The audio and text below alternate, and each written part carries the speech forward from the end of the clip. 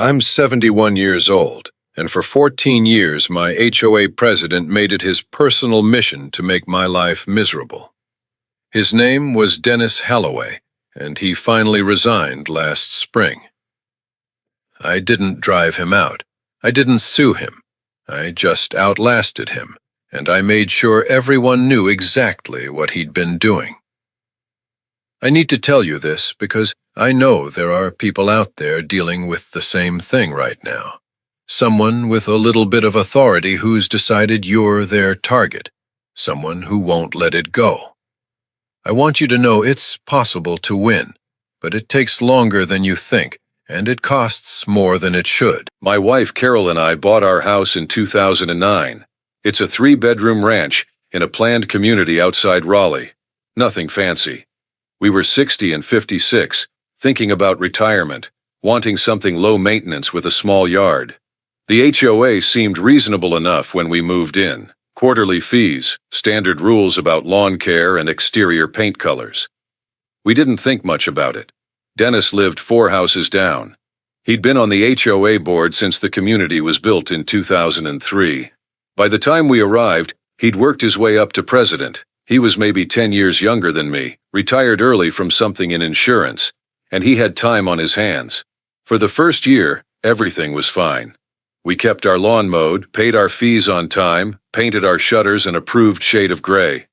We said hello when we saw Dennis on his evening walks. He seemed friendly enough, a little chatty maybe, but harmless. The trouble started in August 2010. We installed a bird feeder in our front yard, not a big one. Just a simple wooden post feeder about 4 feet tall, maybe 10 feet from the sidewalk.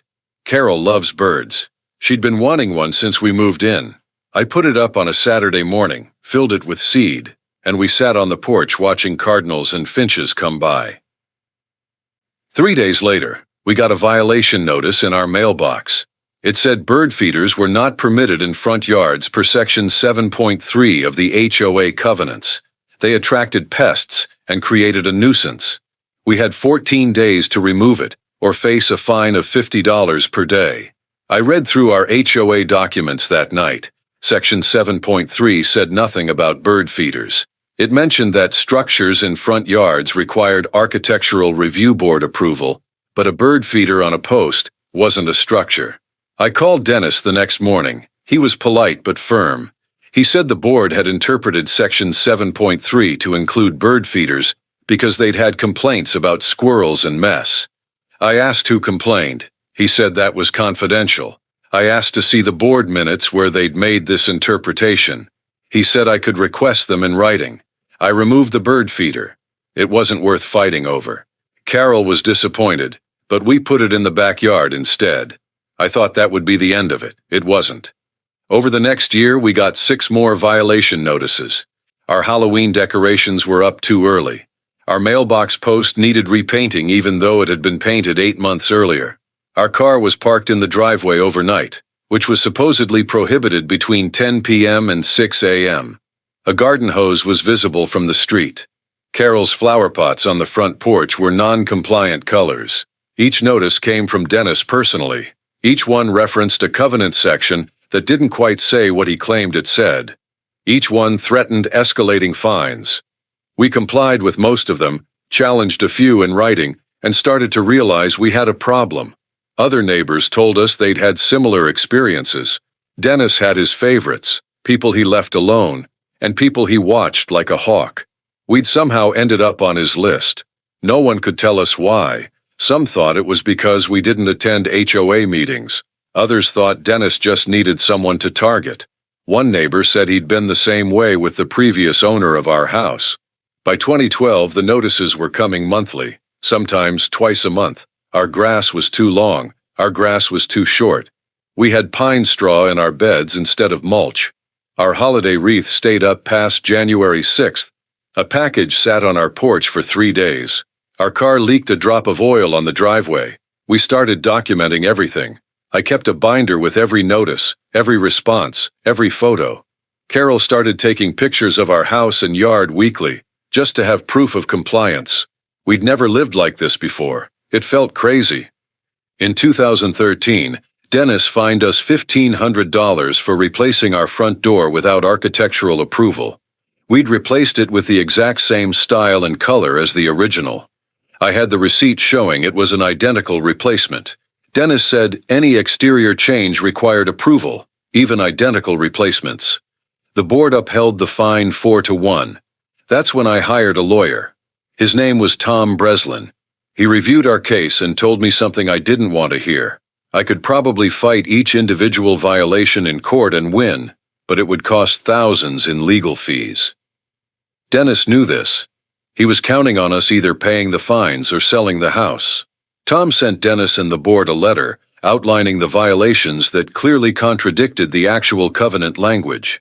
He pointed out that selective enforcement was prohibited by North Carolina HOA law. He suggested the board might want to reconsider their position. The fines stopped for about 6 months. Then, they started again. In 2014, Dennis cited us for disturbing the peace because Carol and I were talking in our driveway at 9:30 p.m. on a Friday night. We weren't shouting, we were just talking. He said a neighbor complained about the noise. We asked which neighbor. He refused to say. I started attending HOA meetings. They were held every other month in the community clubhouse. Dennis ran them like a dictator. He controlled the agenda. He shut down questions. He pushed through votes before anyone could discuss them. The other board members, 2 of whom were his friends, 2 who seemed intimidated, rarely challenged him. I tried to run for the board in 2015.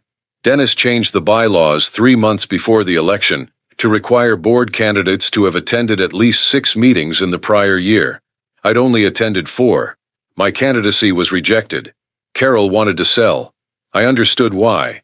This was supposed to be our retirement home, and it had become a source of constant stress. But I couldn't stand the idea of Dennis winning. And where would we go? Another HOA? We couldn't afford much else in this area. I kept showing up to meetings. I kept documenting. I started requesting board meeting minutes, financial records, violation statistics. Dennis delayed providing them, provided incomplete records, claimed some were privileged. I filed complaints with the county. Nothing came of it. In 2016, he fined us for having a junk vehicle in our driveway. It was our 2008 Honda Accord. It ran fine. It was registered and insured. But it had a small dent in the rear quarter panel from a parking lot incident. Dennis said the dent made it qualify as junk under the covenants. The fine was $200. We paid it. Tom Breslin said fighting it would cost more than the fine. This was the pattern. Dennis would wait a few months, find something new, issue a violation, and we'd either comply or pay. Over 14 years, we paid roughly $4,500 in fines. We spent another $3,000 on legal fees. We spent countless hours documenting, writing letters, attending meetings. The turning point came in 2022. A new family moved in across the street. Young couple, 2 kids, seemed nice. Within 3 months they were getting violation notices. Their kids' bikes on the lawn. Their garden gnome was non-compliant decor. Their basketball hoop wasn't regulation height. The husband, Kevin, knocked on our door one evening. He'd heard we'd had problems with Dennis. He wanted to know if we had any advice. I showed him my binder. 14 years of documentation. He stared at it like he couldn't believe what he was seeing. Kevin did something I hadn't thought to do. He started talking to other neighbors, really talking to them. He created a private Facebook group for people who'd been targeted by Dennis. Within 2 weeks, 38 households had joined. People shared their stories. The patterns became impossible to ignore. Dennis had fined one family 12 times in 3 years. Another had been cited for violations that other neighbors were committing without penalty. A woman whose husband had died showed us notices Dennis had sent her while she was in hospice care with her husband, threatening fines because her lawn care had lapsed. Kevin organized a petition. We gathered signatures from 62 households, more than half the community, requesting Dennis's resignation and a full review of HOA enforcement practices. We submitted it at the November 2022 board meeting. Dennis refused to resign. He said the petition had no legal standing. He was technically correct. But people were paying attention now. 3 board members resigned that winter. One cited health reasons. The other two just said it was time to step down. Special elections were held in February 2023. Kevin ran. So did two other neighbors from our group. All three won. Dennis was still president. He still had one loyal board member. But now he was outnumbered 3-2. The new board members requested a full audit of HOA finances and enforcement records. Dennis fought it, but the new board majority voted to hire an independent firm. The audit took 3 months. The results came back in June 2023.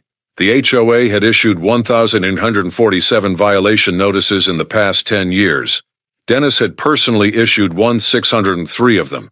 42 households had received 10 or more violations. 18 households, mostly Dennis's friends and neighbors, had received none. The enforcement pattern showed clear bias. The audit also found irregularities in HOA finances. Nothing criminal, but sloppy record-keeping and some questionable expenses. Dennis had apparently been charging the HOA for administrative supplies that included things like home office furniture and a new computer. The board voted to remove Dennis as president. He could stay on as a regular board member until his term ended in January, but he'd have no administrative authority. The vote was 3-2. Dennis showed up to the next meeting and announced his resignation effective immediately. He didn't apologize. He didn't explain. He just said he was stepping down for personal reasons and left. That was April of this year. He still lives 4 houses down. I see him sometimes on his walks. We don't speak. The new board president is a retired teacher named Margaret. One of her first acts was to review all outstanding violations and fines. She dismissed about 70% of them, including 3 that Carol and I still had pending. She created clear written enforcement guidelines. She established an appeals process. She posts all board meeting minutes online within a week. The community feels different now. People are still following the rules, more or less. But there's no fear anymore. No one's waiting for the next violation notice. No one's wondering if they're being watched. I learned things from this I wish I hadn't needed to learn. I learned that HOA boards have tremendous power and very little oversight. I learned that one person with authority and a grudge can make your life hell for years. I learned that documentation matters more than being right. I learned that sometimes you can't win alone, no matter how right you are. I also learned that communities can fix themselves if enough people care.